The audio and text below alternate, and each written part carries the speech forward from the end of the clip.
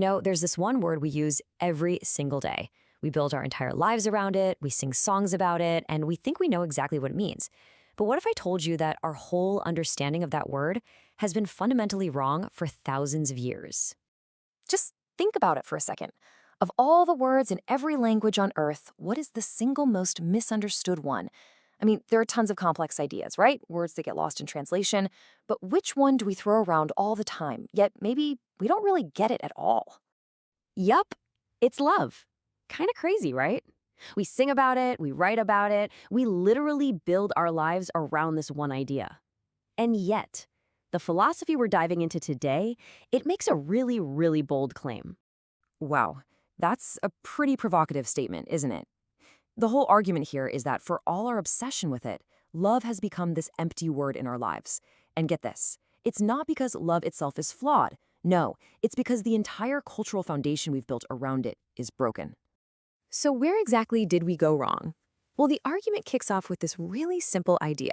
We've totally misdiagnosed the problem.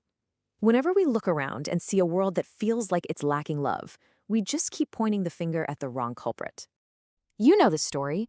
It's the one we've been told for, well, forever, that humanity is spoiled, that our minds are poison, that the human seed itself is rotten, and that's why love hasn't evolved. But what if that's just an easy out? What if we aren't the problem? This whole idea is captured perfectly in a little story, a parable. So picture this. There's an ancient king, and this guy is a huge fan collector.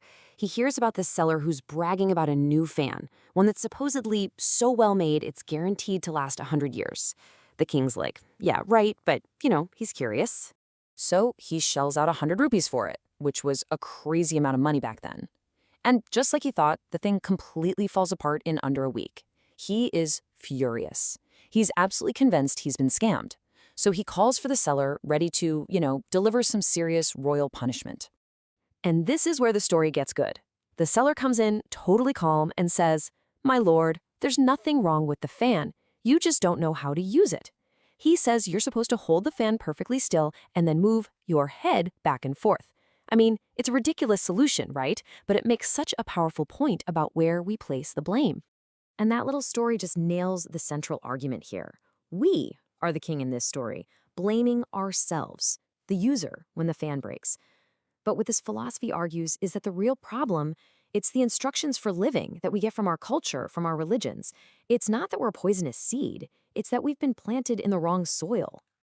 All right, so if we aren't the problem, then what is the solution? This brings us to the absolute core idea of this whole thing. We've been thinking about the very nature of love completely backwards. Think about a sculptor for a minute. We usually think we have to make love, right? Like an artist creating something from a blank canvas. But this way of thinking flips that completely. It says love is already in there, inside of us, like a beautiful statue hidden inside a block of marble. The real work isn't about creating something new. It's about removing what's in the way, just chipping away all the extra stone that's covering it up. Here's another great way to look at it. If you ask a doctor, what is health? They can't really give you a straight answer. They can define every disease under the sun, but health? Health is just what's left over when there's no disease. It's our natural state. We don't create health, we just get rid of the illnesses so our natural health can shine through. And the argument here is that love works exactly like that. So this is the huge shift in perspective, right here. The myth we've all been sold is that love is some kind of external action, something you have to produce with a lot of effort and by following all the right rules. But the truth, according to this philosophy, is that love is an internal release. It's already our nature. The only job we have is to figure out what man-made barriers are in the way and then get them out of the way. Okay, so if we're going to start removing barriers, where do we even begin? Well, the first one we're going to talk about is a biggie. And yeah, it's probably the most controversial one. Our relationship with our own basic primary life energy. Look, this idea is a direct challenge to literally thousands of years of cultural and religious teaching. The argument is simple. Sex energy is the raw material for love. It's the starting point. And by treating this fundamental energy like it's something sinful or dirty, we've basically put a giant dam at the very source of the river of love. Here's a cool way to picture it. Think of raw sex energy as coal. It's a base energy, it can be a little messy, and for centuries, cultures have tried to just bury it and hide it away.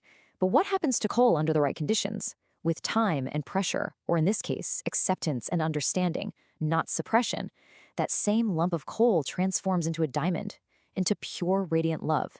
But if you're always at war with the coal, you're never ever going to get the diamond. So what's the result of fighting our own nature like this?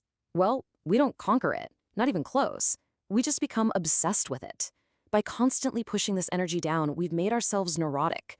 That energy doesn't just vanish, it just churns and boils inside us, poisoning our consciousness, and it never gets the chance to flow, to transform, to blossom into something incredible.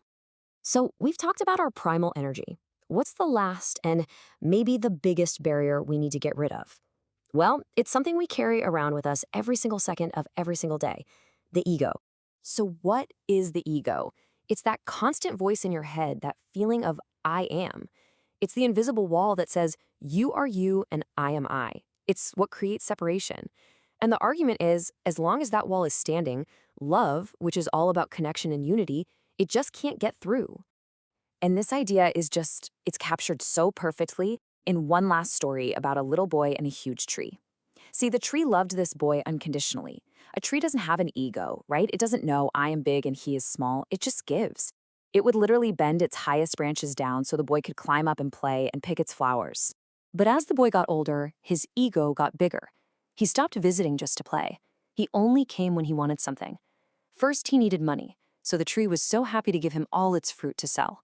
Then years passed, and he came back because he needed a house, and the tree gave him its branches to build it.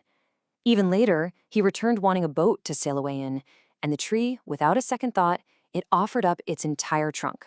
So now the tree is just a stump, but it was happy because it had given everything it had. And it just waited and waited for the boy to come back. But he never did. Why? Because there was nothing left for his ego to take. And that's the final, crucial point of this whole explainer.